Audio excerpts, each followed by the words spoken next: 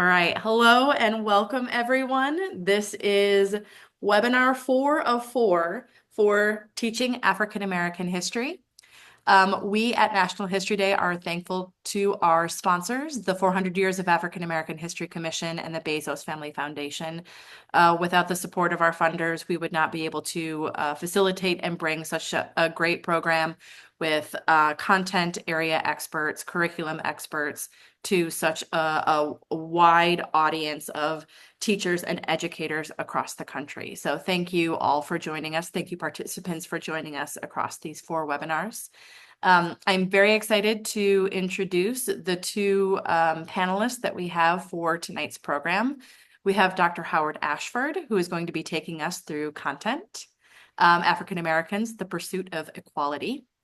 And we have Ms. Aditi Doshi, who will be talking about the curriculum piece. Ms. Doshi is also a lauded NHD teacher and last year won the Teacher of the Year award that was awarded at our national contest. So you are among wonderful experts who are committed to the teaching and learning and knowing of African American history. And I'm also joined by my wonderful colleague and co-program manager, Jamie Hollifield. Jamie, as always, will be personing the Q&A box. So if there are any questions that you have about content, about tech-related issues, go ahead and put your question in the box. And then also at the end part of tonight's session, we will, as always, have the Q&A, and you will put your questions in that Q&A box as well. Okay. This is a housekeeping slide you all know very, very well. I just talked about the Q&A box and a reminder that the survey at the end of tonight's session is required for you to get your participation credit, your attendance credit for tonight, or if you're watching this later as a recording within the week. Tomorrow morning, I will post the slides from tonight's PowerPoint, the recording under webinar for materials on our Google Classroom site. You have just a tiny handful of items due for this course. The final assignment is due next Monday, just less than a week from today on April 14th. And the final survey that asks you to think and reflect holistically about the entire webinar series, the 4 different webinars, all of the content that you've read, all of the assignments that you've completed. We ask that you complete that by next Wednesday, April 16th. And in addition, we ask that you create and draft just a quick thank you note to thank our funders for the support that they give this webinar series. Okay, with that, I am going to hand things over to Dr. Howard Ashford. I am going to be moving Dr. Ashford's slides for him and also giving you a 5-minute warning at about the 40-minute mark of the hour. Great. So you tell me when I can move your slides forward, but the floor is now yours.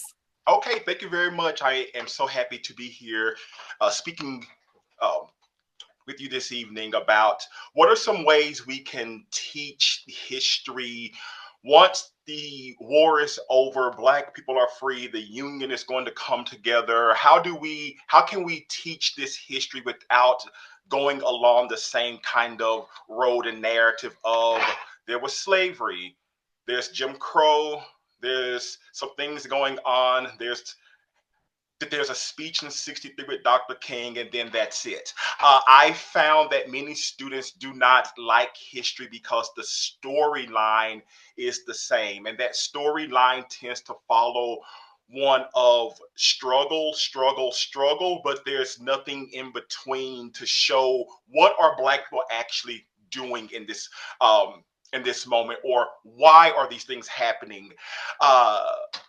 To them. Like, why is there a need for Jim Crow? Why is there a need to restrict the Black vote? Why is there a need to keep Black people in debt? And so the quote I start with is, what happens when we look at other storylines, at the other people who are as who are just as much of the historical story as a Wells, a Du Bois, a Malcolm X, a Dr. King. So, what do we really know about Black history, and do we want to know anything else? And so, this quote by Du Bois really is a way to really challenge ourselves to say, do we know everything that we want to know, or are we going to challenge ourselves to examine things that we either do not know or may not want to know because it doesn't fit within a nice box? And so now what I'll be talking about is, what are some ways that we can weave into the story what did Black people do, and then what's the result of that action? And that's a way that we can understand in the 1900s, what is the struggle for? What are Black people trying to gain or regain, by then to understand what did they gain that they lost that they're trying to regain? Next slide, please. So, one way that we can do this, so we're not talking about changing history because you don't change history. What we're doing is we're going to look at it in a slightly different way. So, the Reconstruction era in history often is a large chunk of how we will teach the Black experience in this country. So we know that from the standpoint of the North or the Union, that they're trying to reconstruct the country, bring everyone back together as quickly as possible, although there's debate as to how to do that. Those within the South are looking to reconstruct the old South. How do you recreate the institution of slavery without it being called that? However, though, let's look at those who were once enslaved. What are they trying to reconstruct? Well, they're not trying to reconstruct slavery. They're trying to construct their own lives. They're trying to construct their identity. They're trying to construct what ways are they going to be truly free. And so, as far as with emancipation can be written on a document that can be written into law, but to be truly free, we have to now understand what are the ways in which Black people actually sought to be free, and then what's the response to that. So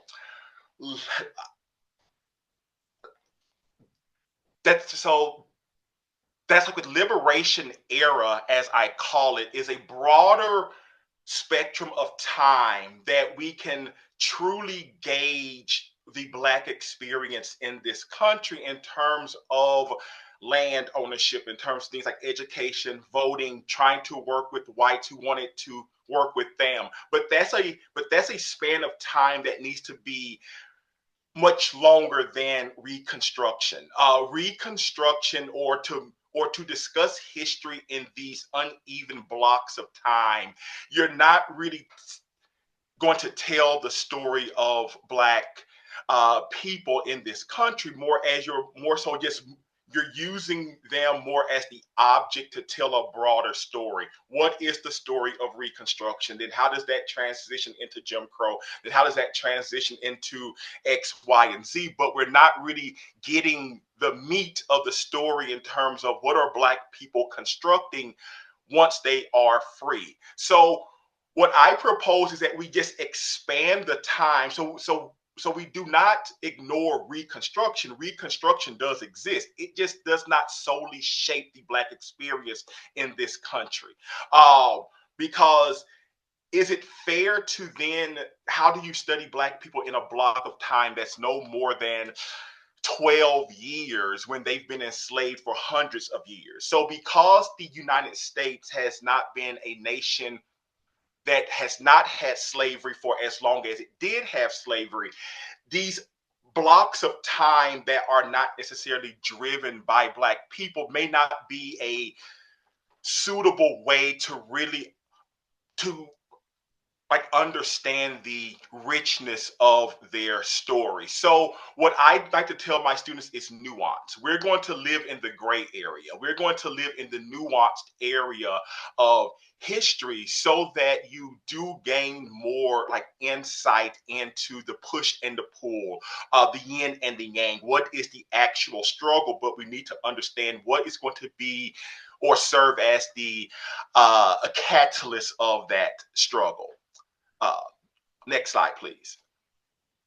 So, capitalism is a key way of allowing students to like understand why things happen. Um, so I emphasize my students the why. I want them to question why do things happen and try to move beyond the simple white and black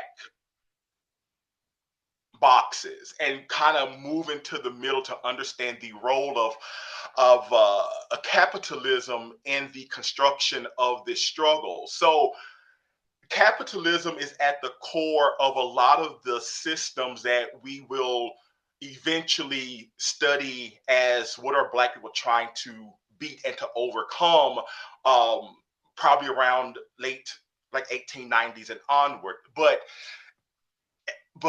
definitely capitalism does allow students to understand that green is just as a powerful of a color as black and white. And when you really do look at it, systems such as keeping people on land or in debt uh, to the land, share cropping is rooted itself in money, not necessarily race only.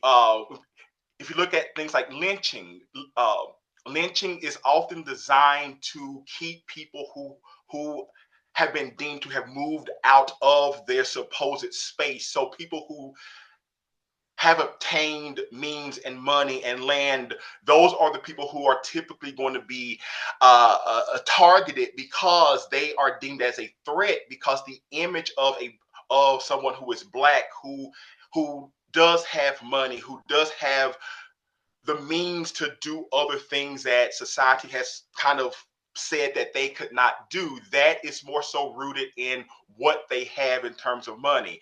When we're looking at voting, one of the key things that was designed to stop Black people from voting was a tax. So to pay a tax, a poll tax, was the assumption that Black people did not have money.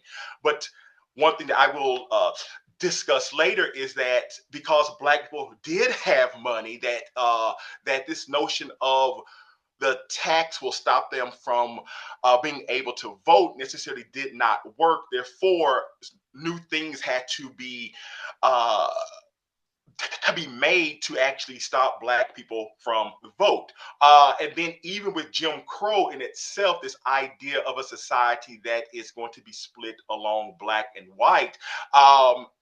What is an impact of that are things like unions and labor unions and how Black people do not have the same types of um, rights to join these labor unions, more so because Black labor was considered cheaper labor. Therefore, to join a labor union, people felt that that would drive down how much one could make for their own skills. But while then there is this other a piece as to this notion of labor, whose labor is more um, coveted in this nation, and then how does Jim Crow then keep Black labor in a certain state while the labor of other people is able to at least thrive in terms of being able to make more um, that's off of your own works and labor. So by emphasizing uh, capitalism, I found that students are more engaged and not scared of the content that's coming because then you're kind of understanding kind of the core parts of this nation, which is the haves and the have-nots. And so we're going to continue that thread by looking at a larger group called the poor, but then looking at how does the issue of color now begin to play a role within a system that is rooted in money or green and or gold or silver. It depends on what you're talking about. So I found that by emphasizing the root of the issue, which is labor, which is money, which is control, I found that students are more at ease to then understand the role of race because at this point I tell them you cannot ignore race to kind of get back to the root of the issue, which is money. Next slide, please. Um, so how we frame this, or how I frame this, is that the for people who were once enslaved, they know the system very well of because they were once viewed as money. They themselves were human capital. So that's an easy transition to then understand coming out of slavery. How do Black people stay in this type of uh, mindset of how do I exploit my own labor, exploit my own self to gain what I need to gain to move up in this world society? Because Black people understand it's not about how they feel, but it's understanding a system that is driven by who has and who does not have power. So if we shift or begin to look at what constitutes power and how did Black people seize that power, then understanding the larger struggle does come into play. Um, and so there are a series of things that I'm going to now go over to then understand how we can study Black activity and Black action in a way that centers them in the narrative, but we're still discussing a larger historical uh, uh, viewpoint, questions. So again, we're not changing history. We're just going to shift the scope so that Black people's actions have far more weight into understanding why things are going to happen the way that they do. Like happen. And first, we'll start with a contract. So the Black codes were all about labor, all about keeping Black people to work, keeping them on the fields, keeping them employed for the sake of their labor. So the labor contract we'll start with first. Next slide, please. So I hope you can see this, but this is an example of two labor contracts. Now, generally, we discuss these contracts as being one-sided, not that Black people didn't understand how to read or write. They didn't know what they were doing with these contracts. That no, and that is a storyline that we do need to speak on because most Black people who are going to come out of slavery cannot read. However, there are Black people who do know how to read or who do understand their labor, or they do understand that they have more power than history may want to say that they do. So by looking at these contracts, one on the left, and I'm going to zoom in myself to see. So here you see that people are going to make their money in corn. So people ask, well, how can you make money in corn? Well, if you're looking at the contract, okay, you see X amount of people, you see their age, their sex, but then you also see what is their wages. What are their wages? Excuse me.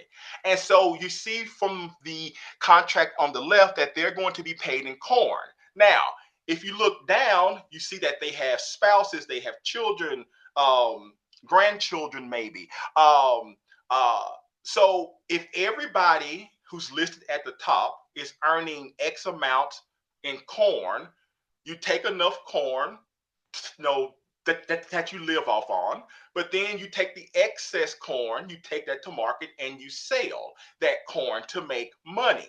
Uh, because understanding that just because you may not have a dollar in your hand doesn't mean that Black people did not know how to make a dollar. Again, these were people who were once enslaved, so they know the system, especially living in the South, which is very heavily going to be linked to corn, oats, cotton, those types of crops. Therefore, they understand the system of you plant the cotton, you pick the cotton, you take it to the mill, you get back whatever that you're going to get in terms of gold, money, etc. So once the institution of slavery ends, once we're out of slavery, we have to still think that these people were once enslaved. It's not a new story. No, Spielberg, he doesn't come in and call cut. Good job, Act One. Congratulations. Let's move to Act Two. New actors, new script. These are the same people who were once enslaved. Therefore, they know the system in terms of how to work it. So by reviewing a contract, we get a far more nuanced understanding in how Black people were able to make money, and then what that is going to lead to. If you look at the contract on the right, you see that they actually made money, and therefore people are going to take their money that they own, bring it together as a way that they can now have more money from which they can now begin to become movers and shakers in the society that is starting to regrow itself and rebuild itself. So the labor contract allows us to see how Black people understood money and how they understood the ways to make money and not just solely view them as having no say in what they did or that they did not have the understanding of their contracts. We must also understand that it's not as black and white as history may have taught us, but far more in the middle. Next slide, please. So, and and this is something that like you'll be able to also see as well. Once you get these slides, is that census records are a good source of material that actually tracks what are Black people doing once they become free. So shortly after slavery ends, the first census that is going to come is the 1870. And so by that time, what's going to be captured is the different jobs that Black people are going to have, but also you're going to begin to see how much they are actually worth, how much their land is worth, how much they own. So like how much that is worth. So if we go back to the contracts, we begin to see that Black people are going to make money, and this is a record that's going to capture that money um, in place. So the growth of whether it's a blue collar job existed, a white a collar job in existence, you are seeing movement in a short amount of time after Black people were enslaved, because we're looking at it from the standpoint of what is the driver of the country, which is money, but also what constitutes power, which is also going to be money. So we see Black people are growing. We're seeing that they're not in a static state, but these records can show us it's not just one Black person. It's not just the elite few, the mulatto elite, those who were special Black people. We're just going to see Black people by the roles. You're going to see all the different jobs and that they held, and also the start of them to make money. Next slide, please. Also, it's important for me when I'm teaching to show my students who are the actual people who know. I think with imagery allows students to see themselves in just the people who do not exist at the level of Parks and King and Malcolm X, where they may not be able to see themselves in those people, but just people. So try to find the images of the people that you're talking about, or people just who would fit the uh, context of what you're speaking about, and students may be able to kind of relate. Hey, I want to be a barber. I know a barber. To know that these people existed and to know that they are part of a larger historical story, I think draws students in because these are people that they may be able to actually look at themselves and say, "Oh, that's me. Oh, I want to know. I want to work on a newspaper. I know that these people were that this has been around longer than what I may like have thought like have been." So if you have images, try to use as many images. I found that that really gets students to talking because they see history and not just in the terms of names and dates. Next slide, please. So what is power? Money is power in this time period. Also, what is power?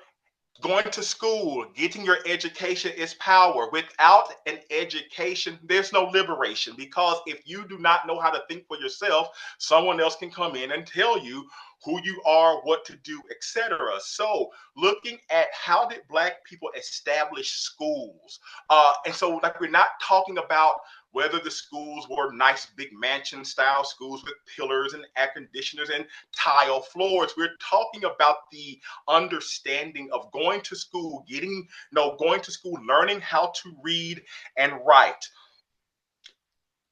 Once you knew how to read and write, you could, in a sense, uh, maneuver yourself throughout society in a way where you could not be as exploited as you could have, as you would have been if you did not know how to read and write. Also, it's important to note, depending on what state you're studying or what state that you live in, um, there are some states across the South, at least, where Black children actually go to school more than white children do, because going to school meant more to Black people in general than it did for white people in general, because education was viewed more as something that the elites did. But for Black people, it wasn't an option, because without going to school, something that you could not do as a slave, that they understood that going to school would unlock a lot of doors, therefore to give them access to power that they did not have. So when we're talking about how our schools, like in terms of Black schools get this amount of money, white schools get this amount of money, Black schools are in this condition, these textbooks, white. What's the root of that, though? What's the root of that? Because for that to have happened, what's going to actually drive that? And therefore, when we're looking at how did Black people view going to school, and then there is an actual result of them actually going to school more than white students. Next slide, please. So, source material, newspapers. I like to have my students read through newspapers to see the news of the day. One, it takes it out of merely opening up a book, but it puts them into the moment. It does allow them to see how other people were speaking about what we're speaking about now. Then, also, it teaches them to learn how to read a source, to say, okay, this is a newspaper, who wrote the paper, what state is it published in, is there an agenda, is there bias, etc., etc. But one thing with newspapers is that you do begin to get a lot of numbers, and numbers is also another way to, I think, get students engaged, because it breaks up just the word monotony. So one thing that we see is that from the time that Reconstruction as a uh, project ends well into the 1880s, you are going to see um, uh, Black children go to school more often than white children, and at least in some states, by like 18, I think it's 86, some states in the South began to now change the rules, because they look in the they will look at the newspaper, and they're opening it up, and they're seeing these numbers in black and white, no pun intended, say, wow, Black students are not just the majority, because in some states there are where black people are the majority. It's one thing to be the majority, but it's one thing to be the majority who goes to school. That by 18, I think um, this 86, states are going to begin to rewrite the rules. So they're going to now say, okay, in order to teach, you have to take a test. Okay, that's fair. But white teachers are going to be graded differently than black teachers. We're going to pay white teachers more than black teachers. We're going to give more money to white schools than black schools. That is going to have a connection to black people actually going to school. So the need to restrict how much is going to go to black schools doesn't just come out the sky. It actually comes as a result of black children going to school at a higher rate than white children. That's an important factor when we're studying schools and trying to like integrate schools like in the 1900s. Why is that? Because that's where the money is. Well, why did the money go there? Because there's a fear that black youth will one day overtake white youth because like at this juncture you do see black children going to school more often than white children. So the why is being answered as opposed to that's the way it has always been. Next slide, please. Land equals wealth. Land itself provides you more space to operate on your own. It gives you a layer of protection. Um, but also, it's land does allow you to make money. Once you own land, you can use that land to make, whether you want to uh, take out a loan on your land, grow crops on your land, put up buildings on your land, improve your land. Owning land allowed you to make money. So, because the ultimate color for is green, at least through the black perspective, that they do have to continue how to make money. Therefore, owning land was power because it allowed you to make money. So history would tell us that, oh, black people didn't own land. White people would not allow black people to own land. That's a very extreme version. Let's come back to the middle. After the Civil War, the South is what? Broke. A lot of people are broke. Many people do not have the option to be picky. You can be picky and go hungry and starve, but for black people and those labor contracts, again, not even all black people actually did have these labor contracts. Some just worked on their own. But if you're using those contracts and they are going to make that money and they're making that money, now they can buy land as a collective. And therefore, that's how black people get to buy land, because even if a white person did not want to sell, they did not need the okay from all white people. It's one person who owns land who needs money. You have money, they need money, and that deal takes place. So letting students see that there is action, there's mobility that's going on does kind of get them a bit more engaged and kind of out of the narrative of black people they didn't have because white people said that they couldn't have.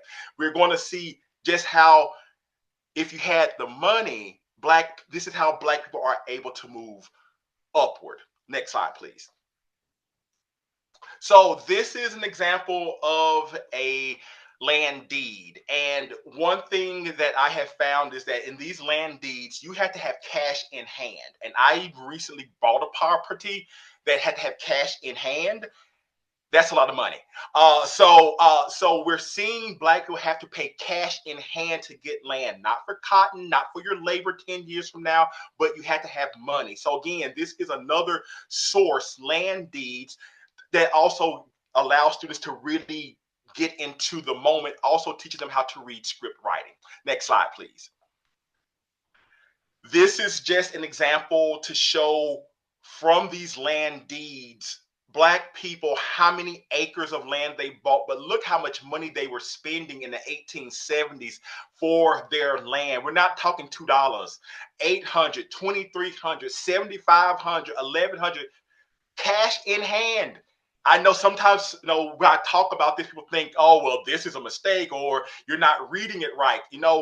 People had the means because money back then flowed in a manner that we may not see it today because they didn't have cell phone bills and all this other stuff.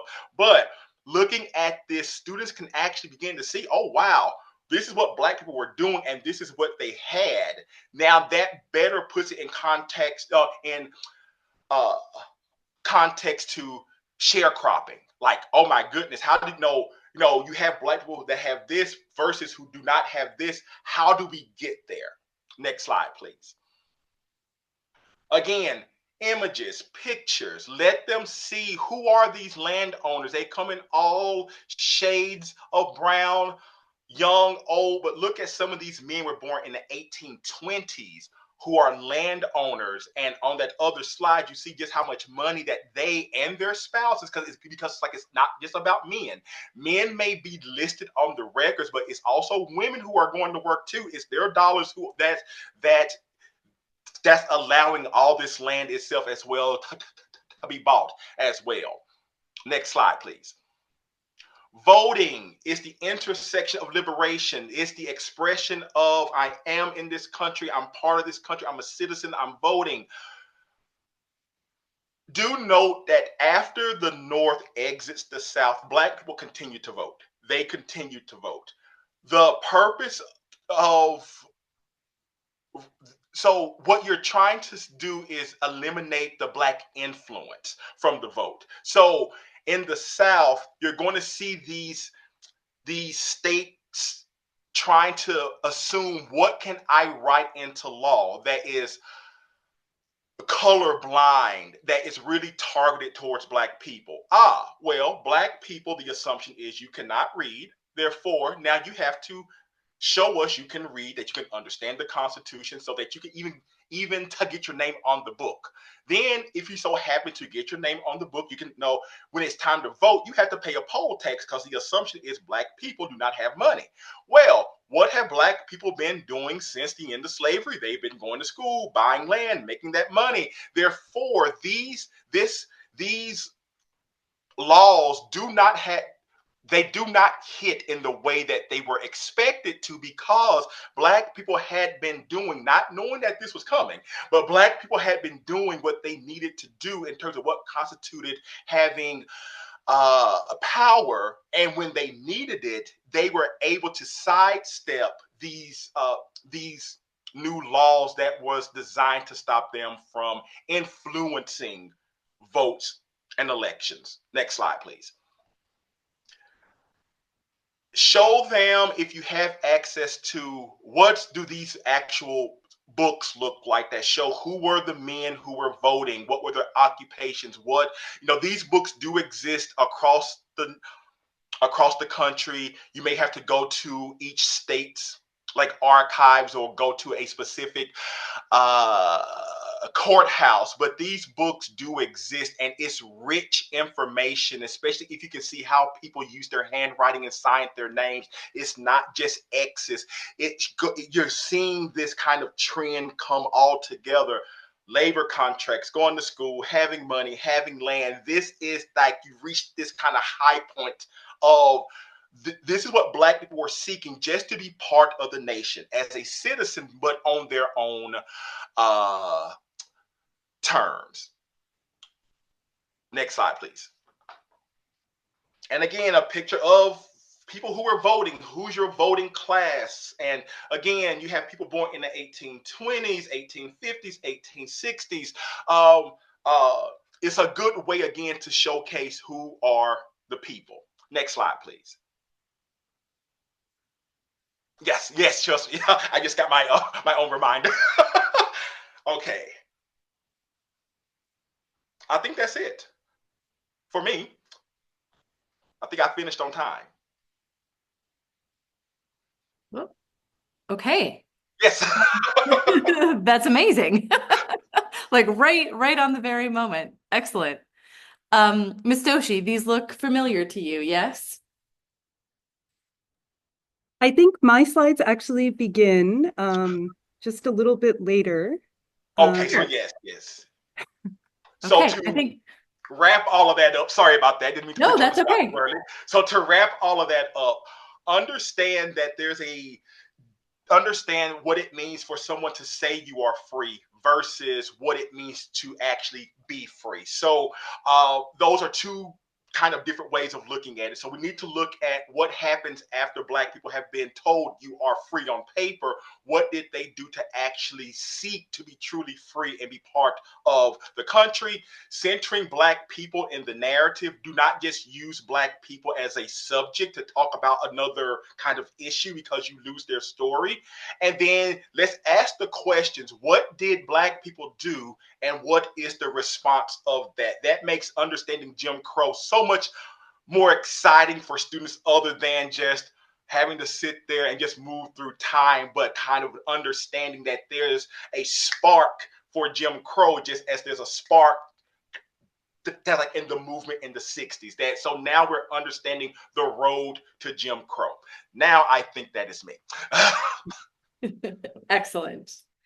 Thank you so much, Dr. Ashford, for sharing that.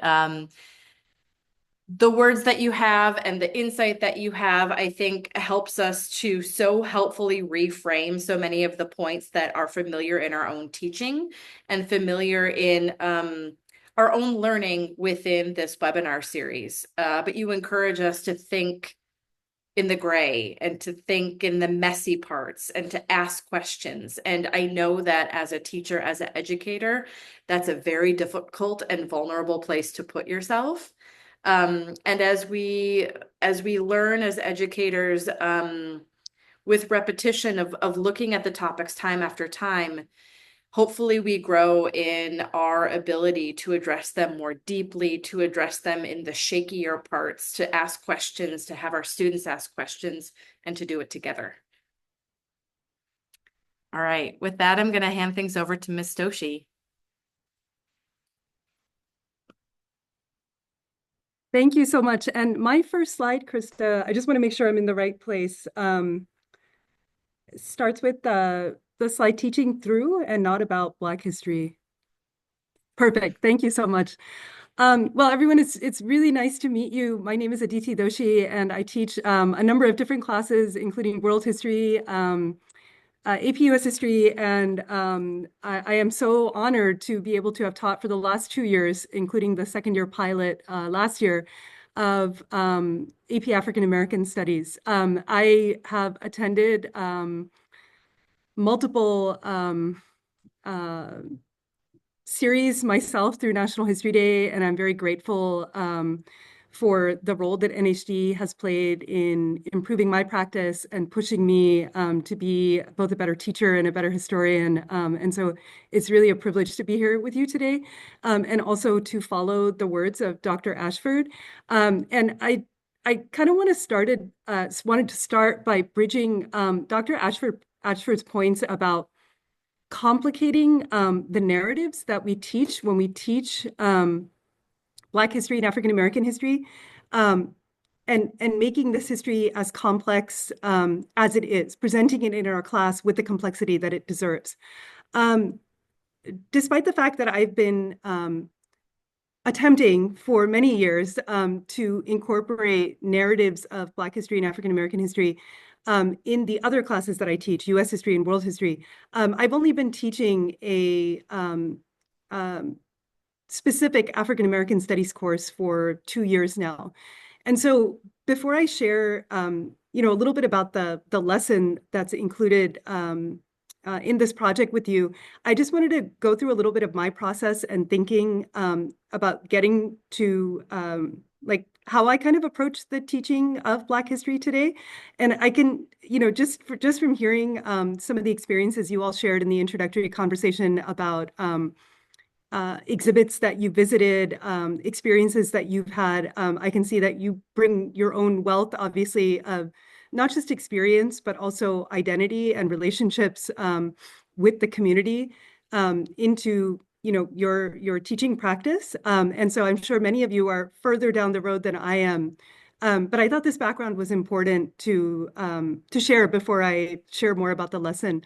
So I would say 2 years ago, when I first was presented with the opportunity of teaching AP African American Studies, something that had been kind of in the back of my mind since 2020 really became clear to me. And that's like, what is the difference between incorporating African American historical narratives into a US history course or a world history course, and then teaching African American history, teaching African American studies. I had the opportunity to hear Dr. LeGarrette King, who heads up the Center for K through 12 Black History Education. I'm sure many of you are familiar with him at the University of Buffalo. A lot of his thoughts are kind of crystallized in this this one article from 2020, Black History is Not American History toward a framework of Black historical consciousness. I just wanted to share a few of his words with you because over the last couple of years, I feel like I've come to a better understanding of his best practices for approaching the teaching of Black history. And I think that that's good background before we get to my lesson.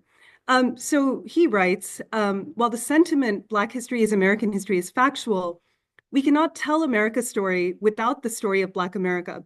In practice, the axiom can be problematic. Most problematic is that the phrase insinuates a sort of shared historical legacy between white and Black people, which is not entirely accurate.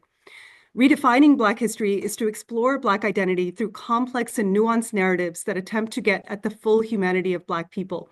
So there's this kind of paradox here, right? That I think I've come to understand in the classroom when we teach Black history, teach African American history, and especially African American studies, which I'm assuming there are probably some of you here that teach that course as well.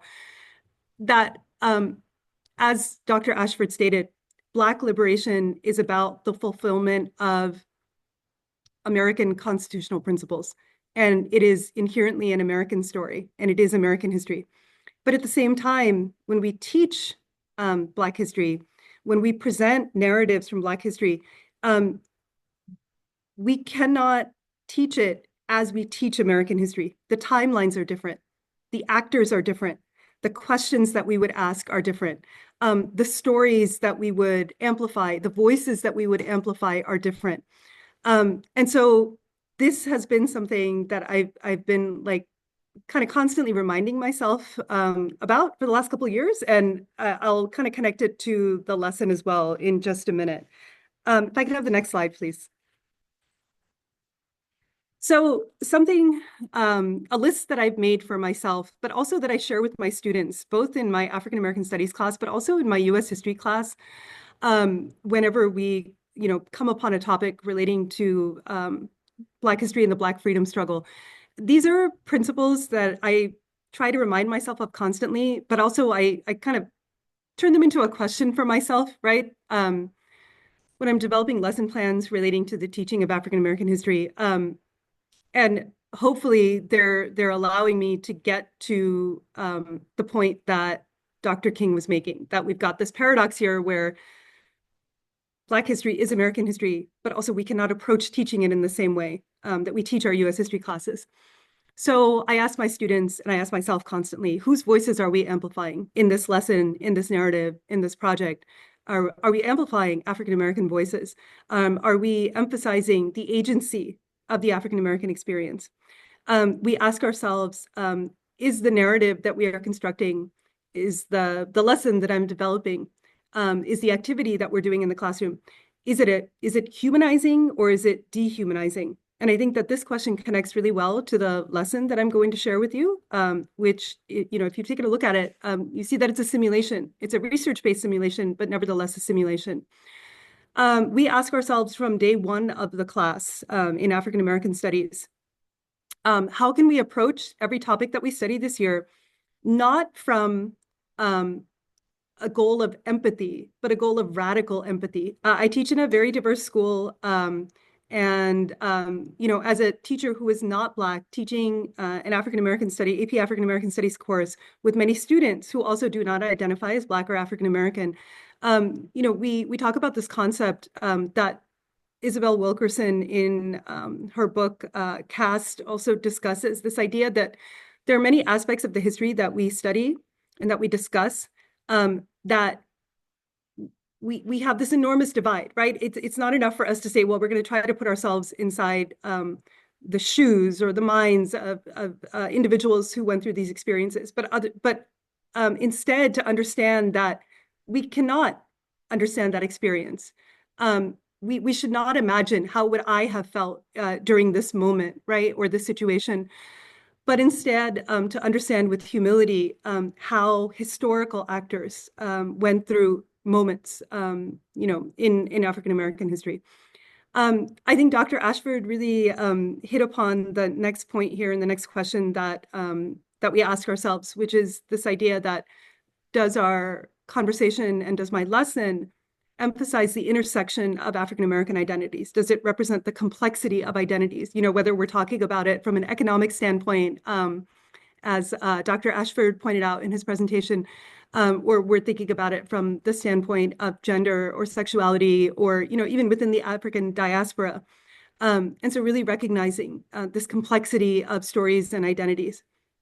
And also lastly, to constantly remind students that whether we're, at a moment in our study of the Black freedom struggle where this last point is really, really obvious, like, for example, during Reconstruction, or whether maybe it's where the political narrative is not quite so apparent, like during the Harlem Renaissance and the New Negro movement, for example, that ultimately the Black freedom struggle, the Black liberation movement, that at its heart, it's this constant call for America to be its best self, to fully realize its founding principles, and to keep bringing that back into the conversation. So with that said, I'm going to try to connect some of these principles and how, like, I try to remind myself of them, and also like push my students to remind themselves of these principles to the lesson that was shared for this series. Next slide, please. So my lesson is a research-based simulation of the 1946-1947 President's Committee on Civil Rights that was called by President Harry Truman. So before I talk about the lesson a little bit, I just wanted to share with you some of the thinking behind the activity that is at the heart of the lesson, which is a research-based simulation, or at least that's what I call it. So it's obviously a simulation in the sense that students are taking on the roles of historical actors. They are representing historical voices. But what I hope to and aim to do with research-based simulations in my classroom, and we do these in all of my classes, world history, US history, and African American studies as well, is to ensure that those principles that I just shared with you, that we're constantly trying to meet them. And in African American studies specifically, that the simulations that we are doing, that they are rooted in primary sources, because when they are rooted in primary sources, then we're aiming to get at that goal of radical empathy, right? That it's not like how I, how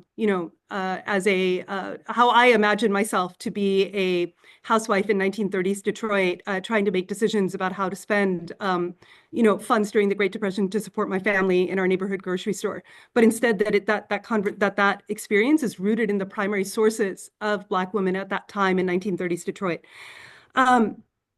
So research-based simulations, our goal is that they're rooted in primary sources, that we are amplifying Black voices and Black agency in an African American studies class. That is so important, that those voices are paramount.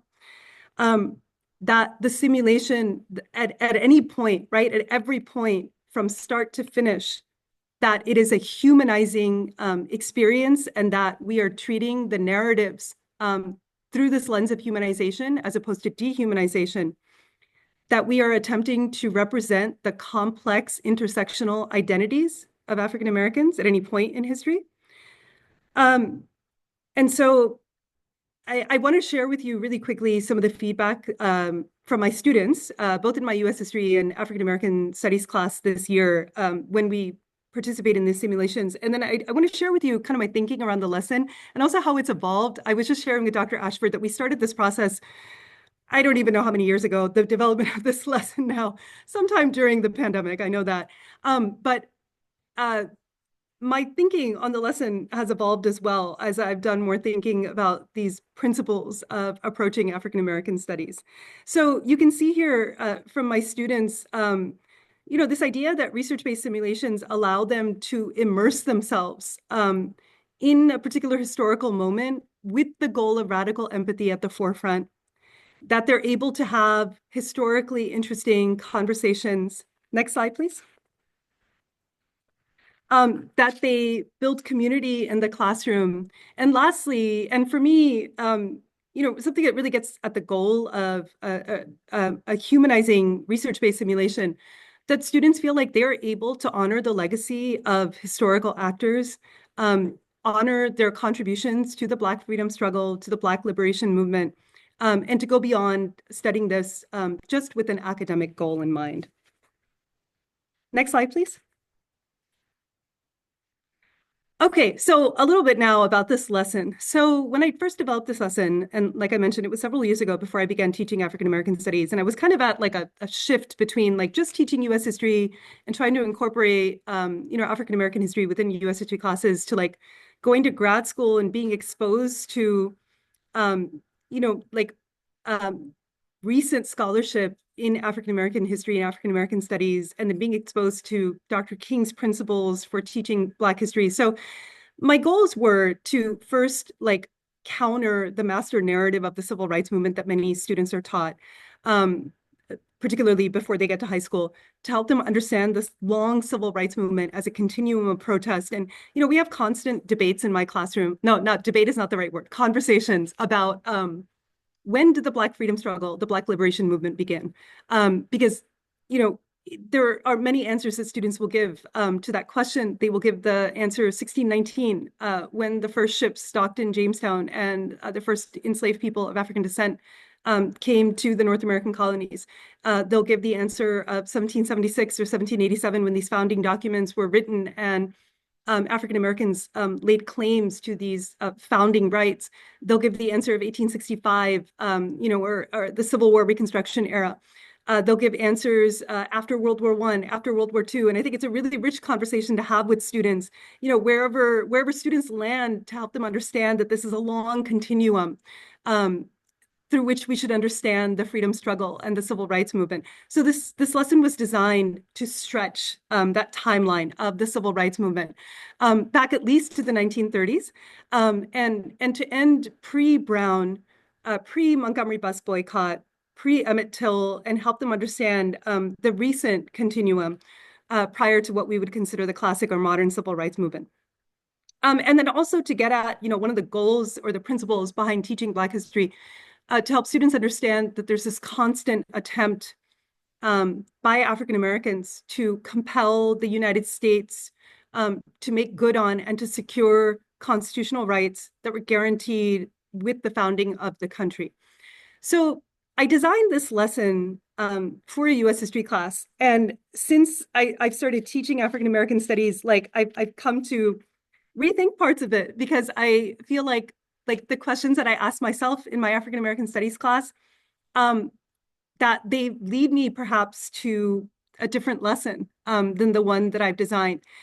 One perhaps that might focus a little bit more on the conversations that are happening within the African American community and organizations in the 1930s, in the 1940s, in the early 1950s. Without having this audience of the federal government, and recognizing that there were and continue to be, and throughout the 20th century, there were limits on federal authority, limits on the will of the federal government. So within the Black community itself, what were the conversations? What were the actions? What were these really complicated conversations that were ongoing about how to achieve liberation during, again, this long continuum of the civil rights movement? Next slide, please. So I can see I'm right at time. So I just want to leave you with some final thoughts. First, I just wanted to share that the lesson in this project I have not taught in my African American Studies classroom, but these are 3 other examples of research-based simulations that I do use in my African American Studies classroom. And you can see how they're grounded, again, in a very specific historical moment. They're grounded in primary source research, and with the goal, again, of always humanizing and amplifying African American voices. And I think that if we approach simulations from that lens and keep in mind these guiding principles, these experiences can be very powerful moments for our students. Thank you so much for your attention, and I'll turn it back to Krista now.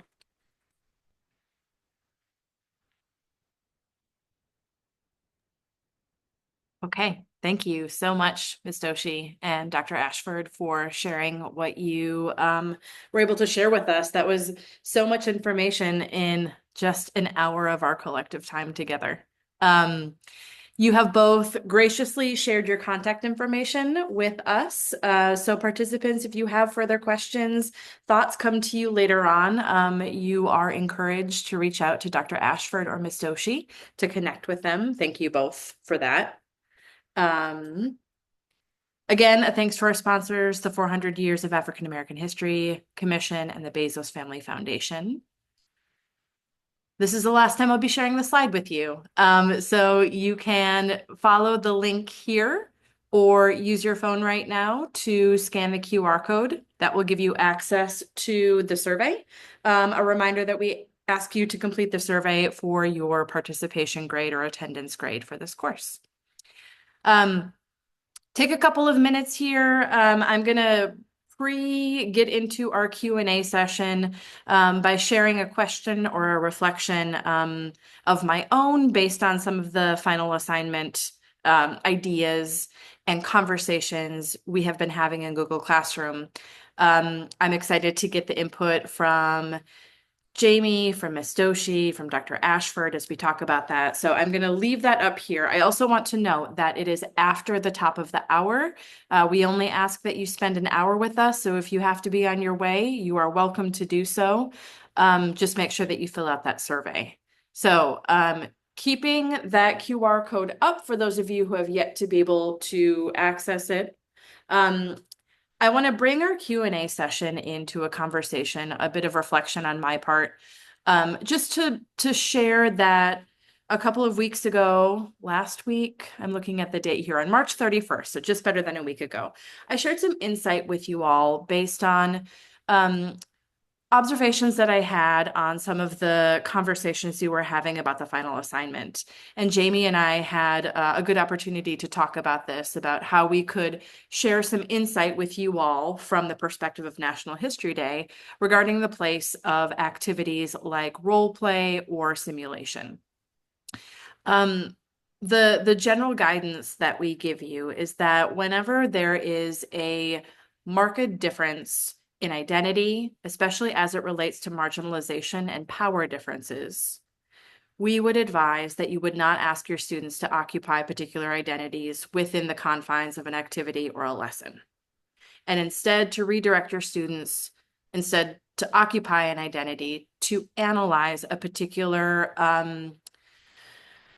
role or experience within a very specific historical moment, as Ms. Doshi was talking about. The idea of really tightly presenting a historical moment, looking at it through historical primary sources, that is often that is the mode that from the National History Day perspective that we would propose that most educators would work from. Of course, there is a role for research-based simulations. There can be a role for simulations within the classroom. And I think, Ms. Doshi, you provide such a tight and important framework and set of guidance and practices for how that can be done within the classroom. But as you model, you have changed your own practice and thinking on that over time.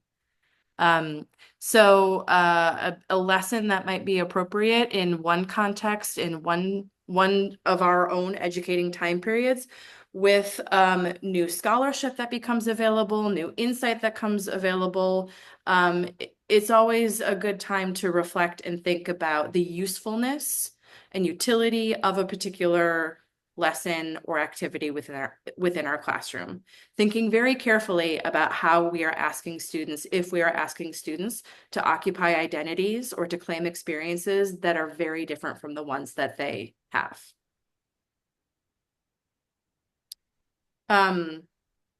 Jamie, do you think that accurately represents many of the conversations that we've had about providing guidance for the different lessons and activities? I believe so. Great. And of course, Jamie and I, your section facilitators, are always happy to talk through and to talk about the lessons and activities that you are proposing for this course. And these are all works in progress. All of our teaching, all of our education is a work in progress. You have the capacity that you have right now to put together that lesson and that assignment. And it might not be the lesson or activity that you submit here might not be exactly how you want to have it or exactly the way that you might facilitate it within your classroom, but it's a version and it's a start and it's a place that you can continue to work from. Okay. So with that said, I want to open the floor to any questions that remaining participants might have about that. Questions following up some of the content or advice provided by Dr. Ashford or Ms. Doshi. So go ahead and put your questions in the Q&A box.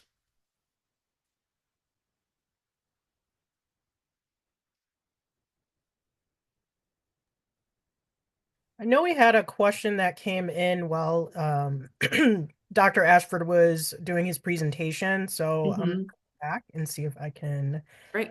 find that one. One moment. Okay, so this question was for Dr. Ashford. Do you think that with the Red Summer and the endless bombings, lynchings, and night rider raids on African American communities that fall under the umbrella of your liberation era, do you think there should be another moniker applied to reference the domestic terrorism that African Americans were forced to endure? Yes, I think that Oh, I think I'm that sorry. with the liberation era, what we're talking about is that is part of it, because what we're now trying to understand is why do the why are these things happening? We're not saying that they don't happen. We just want to understand what's in place or what has already happened that would allow students to understand why these events are happening, as a no as opposed to they just happen because of one's skin color, or that it just no or that this just kind of springs up out of nowhere. What we're trying to establish is what is it that black people have, or what is it that they or what power do they have that is a threat that would make people want to then destroy their homes, their towns, their businesses, etc. So that we're just not looking at white activity and black people are just there as the more more as the object of white violence and vengeance, but understanding what have black people done, what have they risen to make for people to want to come in and destroy that. So I think with the idea of this kind of broader era, we're not ignoring the bad things. We're establishing the why, or to understand why they would happen. I find that students tire of just reading about Red Summer without reading about black men in war and them going off to fight, and they are and they are home and they want their rights. They want to be treated like a human being because they've gone off and they've shown that my country, I've no we need to get that part, because that in itself is power. They understand their worth. Now you have a response coming in to push that worth back through violence, from which I then would tell my students, go take a law class, go take a political science class. No, that you can go off and learn so much more. This is just giving you the understanding. So that's how I would. There's a place for it, because I would, again, how would you break up this bigger era? I would say 1860 5 through 19 what was 16, 18 through the end of World War One. Then you have a new era of liberation, because there's a struggle for liberation, and this is part of that struggle. So it's part of it. I just think that this early part needs to be established in terms of power and agency, so that black people just aren't presented as a victim. Hmm. Okay, one other participant had another question while you were doing your presentation on asking where you found the land deeds from the 1880s. So I went to the Chancery Court building in a town back in Mississippi, and their books went back to the 1860s, and so it's just looking through their indexes and then just going to find out um, which people were white and black, because these records do not indicate your race. They just indicate names and things of that nature. So, like a lot of my like early years before I got into being a teacher was rooted in discovering myself, like who are my parents, grandparents, my genealogy. So that gave me the skills to understand where to locate this agency that may not be in a standard like speech or textbook of Washington. A Du Bois, but most of those land records would be in a chancery, a court building. So those are like physical paper Yes, physical. records in, Yes, yep, that you're paging through, you're making notes, you're making yes, tallies, you're doing the hard archival work. This is yes. not digitized. Yeah. Yep. All right. So our next question is a question from one of our participants asking if any of you have participated in the micro credentials through the University of Buffalo through Dr. LeGarrette King. I have not.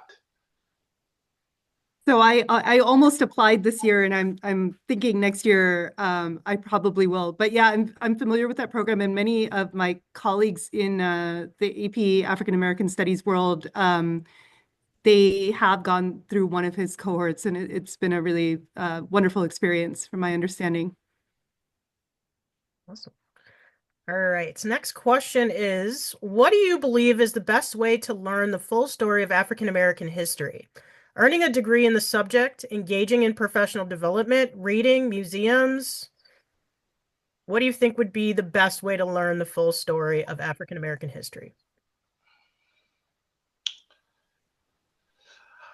Well, I think the story is, see, that's my, I don't think the complete story has actually been presented. I think we have a general like storyline and narrative that takes us from one year to the next, but we don't talk but so like what I like what I write on is just what are people doing, that's everyday lives. So I've written on like black women and divorce.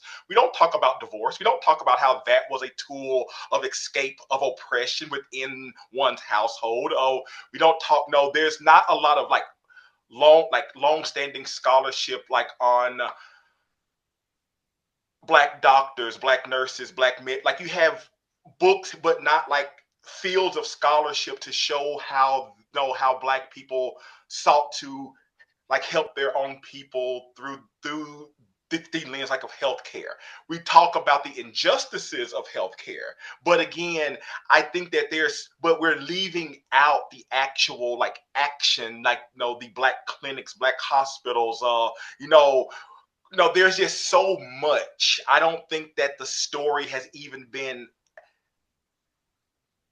I think, approached in a way where we have enough narratives. I think we have a general, like we're trying right now, I think, to showcase black people as part of just history, like American history, that sometimes we may overlook that there's so many more stories, as um, you pointed out, that there's so many more stories. There's not one story. So I just think it's just interest. I think it's us introducing different topics, assignments that push students away from the main road and get them off into the smaller roads, and so that they can explore. Okay. I'd say all of the above for that, because you kind of need it all. But I will say, to Dr. Ashford's point, that like the recent scholarship and the work that people like Dr. Ashford are doing, that some of us may not have gotten in our own educations, or may not have been exposed to, or if we haven't or don't attend professional development like this, or don't have the opportunity to, there's this big divide there. So that like we've got to go back to the people who are doing that work at the university level, and then see like how do we like exactly like you said, like how do we fill in those stories that are missing in the way these like big broad brushstroke narratives that we often teach in the high school classroom. Okay, one of our participants asks if either of you can give a little more information on the difference between emancipation and liberation. So liberation is understanding, for me, how I try to express it through what people have done, is the actual action that people have taken, people who are trying to seek far more inclusion into society. What are the steps and actions that they took to ensure that the country played by like its own rules, so that you say that I have the right of free speech, the right to vote, et cetera, et cetera. What have Black people done to ensure that they have that those rights are actually going to be put into place? That is liberation. Anybody can write it on paper. That's emancipation. Like, anyone can write it and say that you have it. But to make sure that you actually can utilize it, that is liberation. That no one's going to give you anything that may take away from their power. So just having it written on paper, no more slavery except for crime, da, da, da, or no, the right to vote without da, da, da. That's nice and neat on paper, but what we see within the movement, the long movement, or whether from the no, is to ensure that those rights are being upheld. That is liberation. That's the actual action. That's why I say it's earned. Because if not, then people can do whatever they want to and just say, well, you have the right to do it. So that's how I kind of explain it. One is a literal action. One in terms is just more of what is stated. Something can be stated but not necessarily put into action. This question is for Dr. Ashford. In your presentation, you talked about the amount of money African Americans paid for land in the 1870s. Did you come across any type of comparison between what African Americans paid for land and what whites paid for similar land?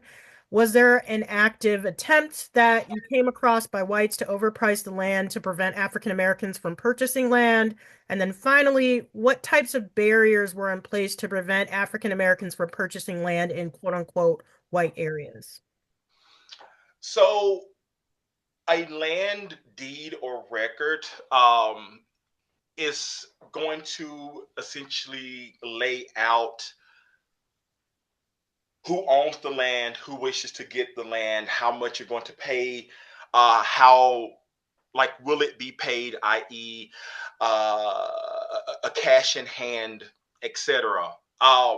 That inside of a land deed itself, that cannot be determined if a deal between two white individuals is somewhat different than between a white person and a Black person. Now, scholarship will tell us that people just made agreements not to sell to Black people. Even if you were someone who needed the money, who needed the cash, you could not sell your land to a Black person. So that's going to be a hurdle, is trying to find someone who is white, who has not entered into one of these agreements that we will see onward in the 20s, 30s, kind of this a cursor to um, uh, redlining. That's going to be your biggest hurdle. Is just the agreement. You may have the money, you may see someone that wants to that needs it, but they may say, sorry, I may need it, but you're Black, and therefore we can't do business. But what you do see is this: a lot of these land deeds are between white and Black people.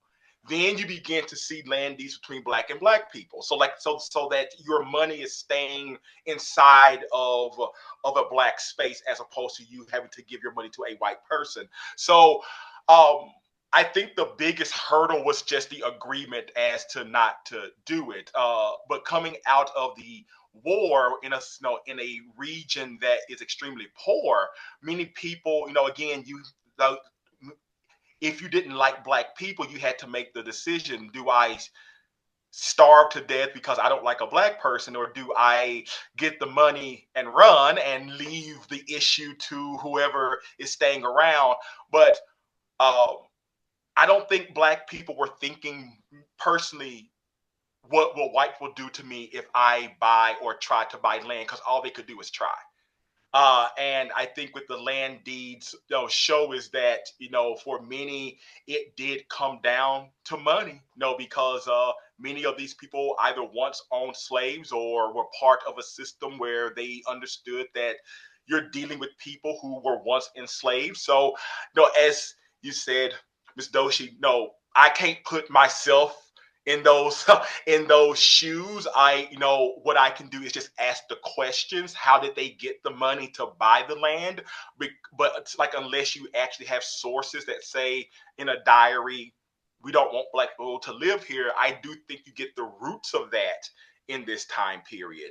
But again, you wouldn't need um redlining if black people weren't in a position to buy the property to move into these spaces. Then you wouldn't need redlining. So I think there's a lot of questions. I think what we're absent in terms of sources are like journals and diaries. I don't think, no, we don't have enough of those to kind of get into the meat of that question in terms of what are the hurdles, because the hurdle for one black person may be completely different from the hurdle of another black person. And there's another sourcing question as well, asking, are there any online sources available or other accessible sources to expand the fascinating story on enrollment rates in education? Yes, there are. Let's see. And Dr. Ashford, that is something that you don't have to conjure up and remember right Okay. Yeah, but yes, so so yes, you do have some sources online where some state records do list the school uh, uh, children records in terms of like who were the actual children, their names, their race, their guardians, etc. And then from there, at the very end of each like section, they'll tell you like how many whites, how many blacks, etc., etc. So yes, you do have some sources online. A lot of what I found has been really going into the archival spaces and trying to, because these sources are not as part of the mainstream like narrative when it comes to schools and education. It's mostly why are white schools giving more money than black schools. But to kind of answer that question, most of those records are going to be buried in the archives. not yet digitized, still that the raw material of historical narrative making. But Dr. Ashford, if there are online sources that you are aware of, we do have an ongoing list of resources that all participants have access to. So if you want to share some links with us, or if you know of a repository that has something, let us know and we'll be sure to add it to our list. Oh, sure. Yes, yes, yes, Right. yes, most definitely.